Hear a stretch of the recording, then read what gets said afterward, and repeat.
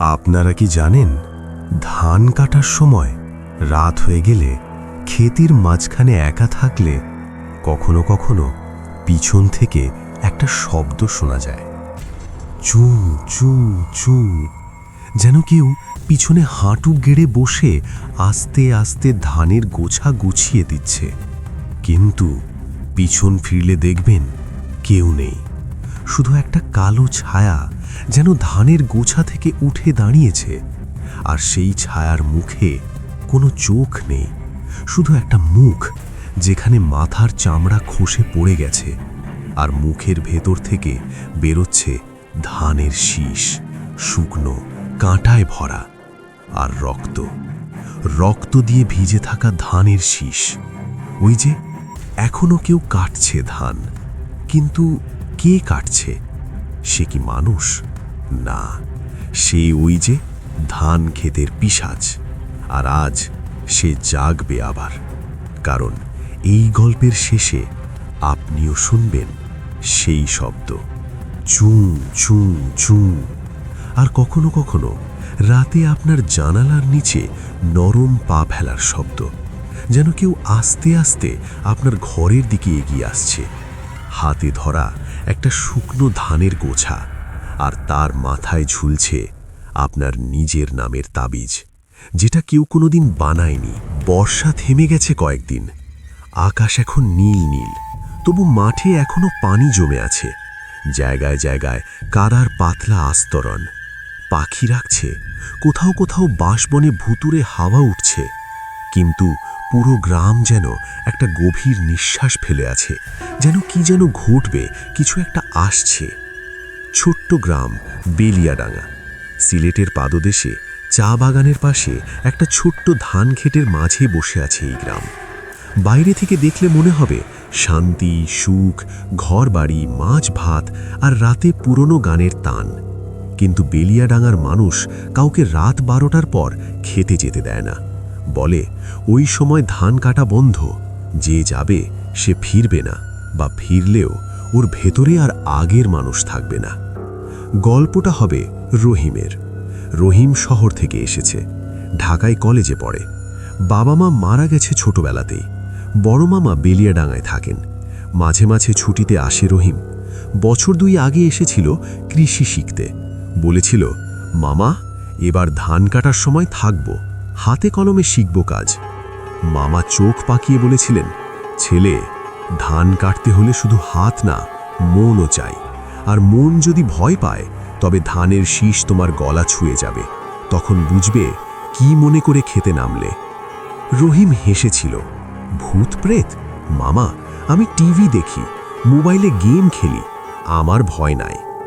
মামা কিছু বলেননি, শুধু একটা ছোট্ট তাবিজ বানিয়ে দিয়েছিলেন, তাতে সিলেটি নাগরিতে লেখা, যে আমার জমির মাটি ছুঁয়েছে সে আমার নিজের, কিন্তু যে রাতে জমি ছুঁয়েছে সে আমার নয়, সে ওর। তাবিজটা রহিম লজ্জা পেয়ে পকেটে ঢুকিয়ে রেখেছিল। কিন্তু সেদিন সন্ধে হতে না হতেই গ্রামের মানুষ এক এক করে ক্ষেত ছেড়ে চলে যাচ্ছিল। বাতাসে একটা অদ্ভুত গন্ধ, যেন পচা ধান, আর তার মাঝে মিশে আছে পুরনো নকশি কাঁথার গন্ধ, যেগুলো মরা মানুষের জন্য তৈরি করা হয়। রহিম একা রয়ে গেল। ক্ষেতের মাঝখানে একটা বড় ঢেউ ঢাকা গাছের ছায়ায় বসে ধানের গোছা গোছাচ্ছিল, হাতে কাঁচি, কাঁধে একটা ছোট ব্যাগ, ভেতরে লাঞ্চ, পানি আর মোবাইল। মোবাইলে সিগন্যাল নাই।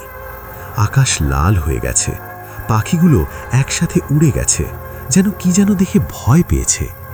রহিম দেখল ক্ষেতের ওপারে দূরের একটা পুরনো ঢিবির ওপর একটা মহিলা দাঁড়িয়ে আছে, সাদা শাড়ি, চুল খোলা, পিঠ ফিরিয়ে আছে, হাতে ধরা একটা শুকনো ধানের গোছা। রহিম কিছুক্ষণ তাকিয়ে রইল, কে এই মহিলা, এত রাতে এখানে?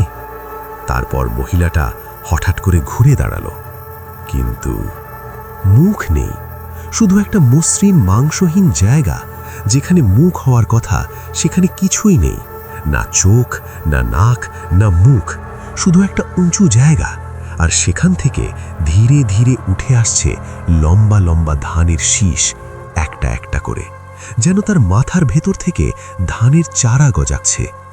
রহিমের বুক ধড়াস করে উঠল। সে উঠে দাঁড়াতে গেল, তখনই ক্ষেতের মাঝে কাদায় একটা শব্দ হলো, চু চু চু, যেন কেউ কাদায় হাঁটু গেড়ে বসে ধানের গোছা টেনে আনছে। রহিম পিছন ফিরল।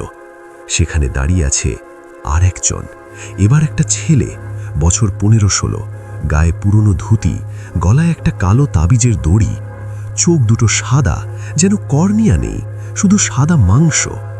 ছেলেটা হাসছে, মুখ থেকে বেরোচ্ছে ধানের শীষ, শুকনো, কাঁটায় ভরা, আর তার গোড়ায় লাল লাল রক্ত।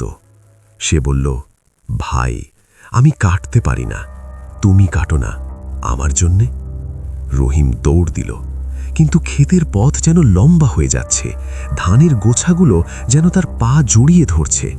হাত দিয়ে সে ধান সরাচ্ছে, কিন্তু যেই গোছা সরাচ্ছে সেই গোছার শেষে লাল রক্তের ফোঁটা, আর সেই ফোঁটার মধ্যে ভাসছে ছোট্ট ছোট্ট চোখ, যেন মাছের ডিমের মতো।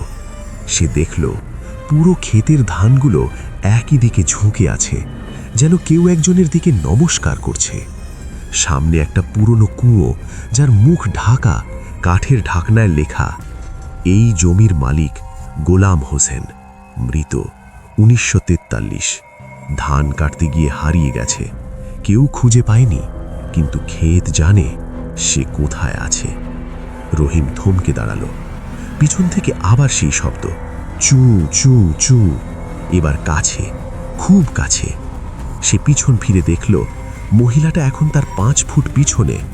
হাতে ধরা ধানের গোছা এখন সেটা রক্তে ভিজে লাল, আর তার মাথা থেকে এখন গাছের মতো ধানের শাখা বের হয়েছে। পাতা নেই, শুধু কাঁটা, আর সেই কাঁটার মাঝে মাঝে ছোট ছোট মানুষের আঙুল ঝুলছে। রহিমের মুখ থেকে কথা বেরোলো না।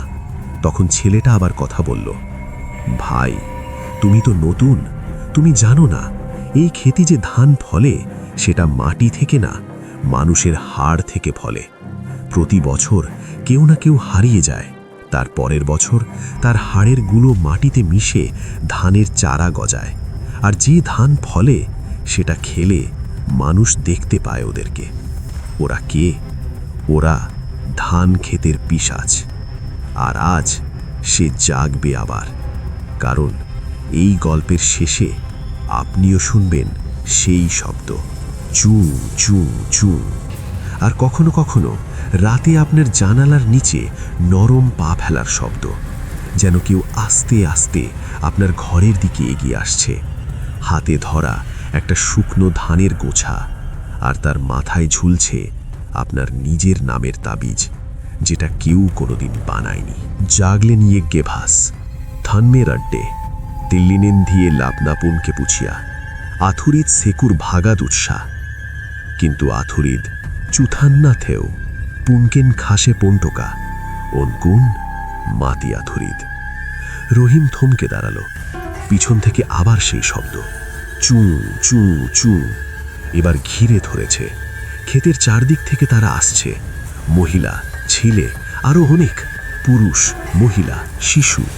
কারো চোখ নেই, কারো মুখ নেই, কারো হাত নেই, শুধু ধানের শীষ গজিয়েছে তাদের শরীরের জায়গায়। তারা দাঁড়িয়ে আছে রহিমকে ঘিরে, কেউ কথা বলছে না, শুধু ধানের শীষ নাড়ছে, চু চু চু। রহিম কুয়োর ভেতর ঝাঁপ দিল, হাড়ের উপর পড়ল, কিন্তু ব্যথা পেল না। হাড়গুলো যেন নরম, যেন মাটি।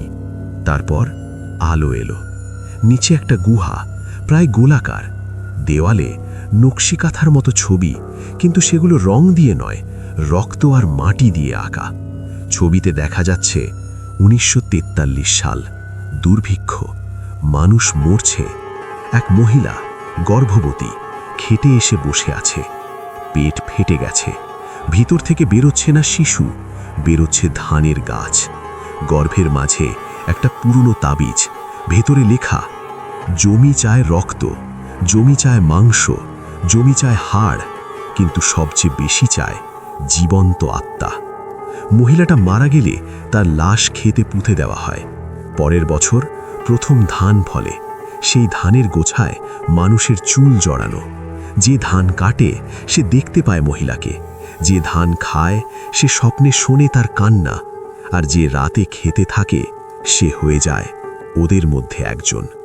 রহিম বুঝতে পারল এটা কোনো ভূত না, এটা জমির আত্মা। যে জমি একবার জীবন্ত মানুষ খেয়েছে সে আর কখনো ক্ষুধা মেটে না। প্রতি বছর সে একজনকে নেয়। কেউ পালায় না, কারণ জমি মনে রাখে। আর যে জমির মালিকই নিজে পিশাচ হয়ে গেছে সে আর কাউকে বাঁচাতে পারে না। হঠাৎ গুহার মাঝে একটা আলো জ্বলল, একটা পুরনো লণ্ঠন। তার মধ্যে জ্বলছে না তেল, জ্বলছে মানুষের চোখ। লণ্ঠনের পাশে বসে আছে মামা, কিন্তু মামার 3টে মুখ। উপরেরটা হাসছে, মাঝেরটা কাঁদছে, নিচেরটা চুপ করে ধান চিবোচ্ছে। মামা বলল, রহিম, তুমি এলে। আমি জানতাম তুমি আসবে। তোমার বাবা মা মারা গেছিল, কিন্তু তোমার বাবা জানতো এই জমি কি। সে বলেছিল আমার ছেলেকে কখনো বেলিয়াডাঙ্গায় আসতে দিবে না, কিন্তু আমি দিলাম, কারণ জমি চায় নতুন রক্ত। আর তুমি তার বংশধর। তোমার রক্তে আছে ওই মহিলার রক্ত, গোলাম হোসেনের বউয়ের রক্ত। তুমি তার নাতি, তাই তুমি পালাতে পারবে না। তুমি হবে পরবর্তী পিশাচ যে ধান কাটবে রাতে। মামা হাত বাড়ালো। হাতে ধরা একটা কাঁচি, পুরনো কালো মরিচের রঙের, গায়ে লেখা, যে ধান কাটবে সে হবে ধান। রহিম চিৎকার করল, না, আমি কাটব না, আমি পালাবো। সে দৌড়ালো গুহার অন্য পাশে, যেখানে একটা ছোট গর্ত। বেরিয়ে এলো, কিন্তু সে কি দেখল? সে আর খেতে নেই। সে নিজের ঘরে, ঢাকার ফ্ল্যাটে, বিছানায় শুয়ে আছে। ঘড়ি বলছে রাত 11:59। সে হাঁপাচ্ছে। স্বপ্ন, সব স্বপ্ন। তখন জানালা দিয়ে একটা শব্দ, ছু ছু ছু। সে জানালা খুলল। নিচে রাস্তায় মহিলা, সাদা শাড়ি, মুখ নেই। হাতে ধরা রহিমের নামের তাবিজ, আর তার পাশে মামা। মামার 3টে মুখ, এখন সবগুলোই হাসছে। মামা বলল, তুমি ভাবছো পালিয়েছ, কিন্তু জমি যাকে চায় সে কোথাও যায় না। সে শুধু রাত হওয়ার অপেক্ষা করে, যাতে ধান কাটতে পারে। পরদিন সকাল, রহিমের ফ্ল্যাটে পুলিশ এলো। দরজা খোলা, ঘর খালি। শুধু বিছানায় একটা নকশি কাঁথা পড়ে আছে। কাঁথায় সেলাই করা একটা ক্ষেত, মাঝে এক ছেলে দাঁড়িয়ে, মুখ নেই, হাতে ধরা কাঁচি, আর তার পিঠে ধীরে ধীরে গজাচ্ছে ধানের শাখা। পুলিশ অফিসার কাঁথা তুলে নিল। তার পকেট থেকে একটা ছোট তাবিজ পড়ে গেল।